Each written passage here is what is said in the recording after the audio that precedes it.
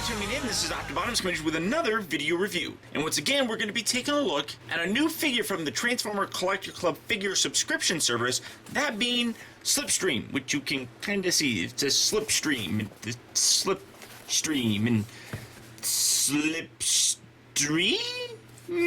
But as you can see, it comes in this nice brown box. You flip this open, well, you cut the little tape bits, flip it open, and you have Slipstream in the, the little foam piece. And one thing that's very nice about this is that the box is a larger size box, so they didn't cram everything into it, much like happened, unfortunately, with Scourge. So there shouldn't be any damage or anything to the figure. So removing that from its little foam bit. On the underside here, you have her technical data as well as the instructions, and as you can see, it says Transformers Timeline Slipstream. And then, like I said, you have her technical data, which we'll get here in a second. But once you do that, you got the little foam insert, you pull it out, and everybody talks about it. The missiles get stuck in there, so you just reach in, grab the missiles, put the foam insert back in, get rid of that.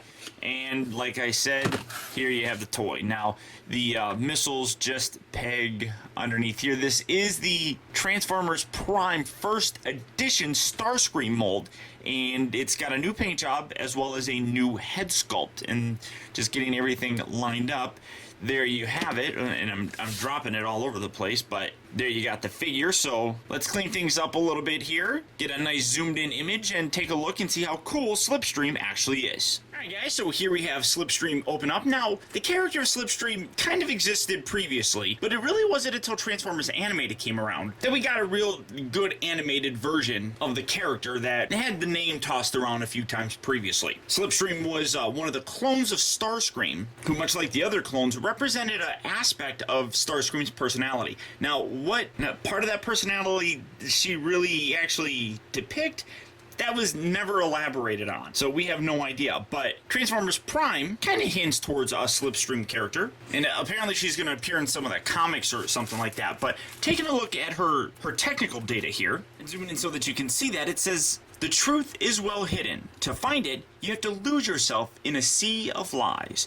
How true that sometimes can be. And then it says, "Slipstream is a mystery to those whom she meets. No one knows who she is or from where she comes. All that they know is that she seems a little different from the rest of the Cybertronians who have made Axiom Nexus their home. This Decepticon poses as a spy for hire, said learn skills to the top bidders from among the more nefarious members of Axiom Nexus's criminal element. Her ability to cloak her energy signature lends itself well to this line of work, as when enabled, it renders any detector alarm in some Cybertronians blind to her whereabouts. Even the Transtech have not found a trustworthy means of tracking her. If cornered, she can use her arm-mounted alternating gyro power, or AGP nullifier missiles, to generate a cascading EMP shockwave capable of disrupting the energy flow in machine, mech, and robot for a half-hick. As crafty a schemer as any Starscream, only she knows her true agenda as she stalks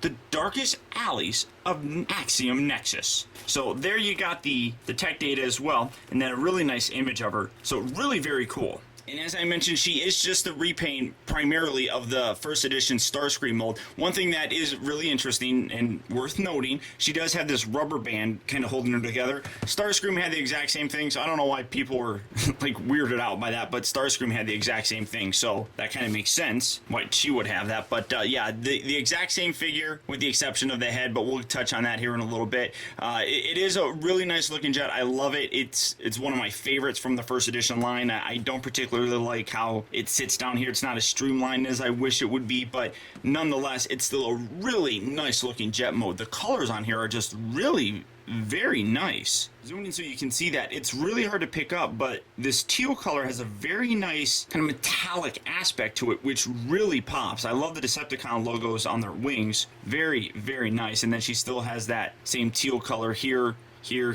also on her legs. The purple is just really very nice. I mean, the coloring on here is really substantially better than Starscream's, I think, although Starscream's is accurate. This just really stands out and pops very nicely. You could see that the missiles do seem to get a little bit loose. Every now and then you just have to peg them up in there. They're made out of that same soft rubber, but I do believe that there are third-party replacements for those missiles and even the rubberized shin thingies here. But jet mode, really very nice looking. Absolutely love it. Now, once again, because we have seen this figure several times, I'm going to go ahead and skip the transformation. It's on an older figure, so most of you probably know how to do it, and if not, I'll be sure to link down in the video description where you can check out my review of the first edition Starscream and get the instructions on how to transform this. But through some movie magic, we're going to go from Slipstream looking like this to looking like this. Now, this looks terrific. It really does have a very, well, feminine look to it, much, well, like Starscream did in the first place. But I have a little bit of a commentary that I'd like to make about the Transformer Collector Club figure subscription service itself. Now, this is just my personal opinion. You don't have to agree with this, but this, as well as Scourge, in my opinion, were the most sought after figures in the actual subscription. And honestly, to me, I really think it was a bad judgment call on the club's part to release Scourge first and Slipstream second, because now people can go and cancel their subscription simply by just canceling their credit cards and getting a new one and not having to worry about getting those other figures that they probably don't want. Slipstream and Scourge were the ones that most people wanted. I know that's the ones I wanted, and I'm not going to be getting any of the other ones. So I really do have to question the decision to release the two most sought after ones first, right up front. I mean, I'm kind of glad that they did, because for me as a collector, it allows me to get them right away and not have to wait the whole time. But from a business standpoint, it doesn't make much sense. Now, that's just, you know, a little bit of a rant on my part. So, and obviously, like I said, it is my personal opinion. Do with it as you want. But in terms of Slipstream, really nice figure. Now, I do have it transformed a little incorrectly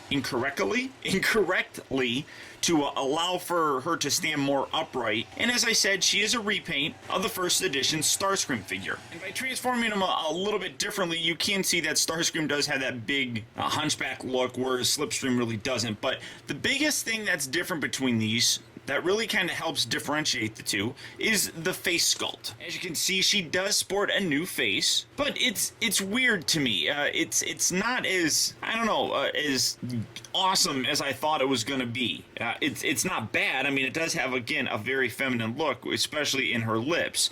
But I do appreciate that it is a different head than Starscream. It's, in my opinion, it's not a home run. I appreciate the fact that it's different, and they get points for that, but the sculpt, I think, could be better. Now, she does utilize all the same articulation that first edition Starscream had, getting these arms straightened out. I do like that. I mean, the joints are very tight on this. They actually feel better than the Starscream figure that I have, and I have two of them, so, and then you can see that if you're not careful, you will make the chest move around. But the head is on a ball joint, so a nice range of motion with that. You can look left, right, up, down, whatever you want to do.